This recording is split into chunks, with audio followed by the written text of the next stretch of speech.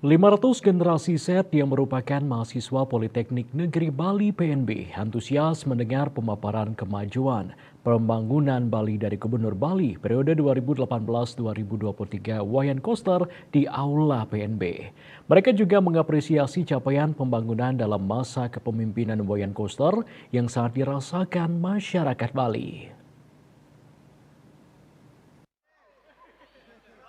Kehadiran Wayan Koster selaku narasumber dalam kuliah umum tersebut disambut antusias para Gen Z.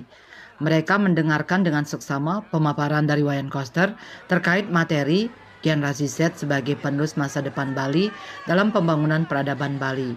Dalam kuliah umum tersebut, Wayan Koster menjelaskan peran penting generasi muda sebagai penerus masa depan Bali, serta berbagai masalah dan tantangan yang akan dihadapi Bali di masa depan. Wayan Koster mengatakan telah mengambil berbagai kebijakan yang telah dituangkan dalam berbagai perda untuk menjaga, melindungi, dan mengembangkan Bali. Khusus untuk masa depan Bali, Wayan Koster juga telah membuat perda pembangunan 100 tahun haluan Bali dan Undang-Undang Provinsi Bali yang akan menjadi pedoman pembangunan di Bali masa depan untuk mencapai Bali yang sejahtera di berbagai bidang. Wayan Koster dalam kesempatan tersebut juga memberikan motivasi kepada para mahasiswa sebagai Gen Z agar memiliki karakter, pola pikir, dan mentalitas yang positif agar bisa menjadi pribadi yang sukses, mampu meraih prestasi-prestasi gemilang di masa depan, dan bisa menjadi calon-calon pemimpin Bali di masa depan yang bisa membawa Bali ke arah yang lebih baik. Di luar itu itulah sebabnya saya memperlakukan kebijakan penggunaan aksara Bali, penggunaan busana adat Bali, penyelenggaraan bulan bahasa Bali, dan berbagai upaya untuk memajukan, memperkuat kebudayaan Bali dalam berbagai aspek. Yang kedua adalah menjaga ekosistem alam Bali. Ekosistem alam Bali harus kita jaga.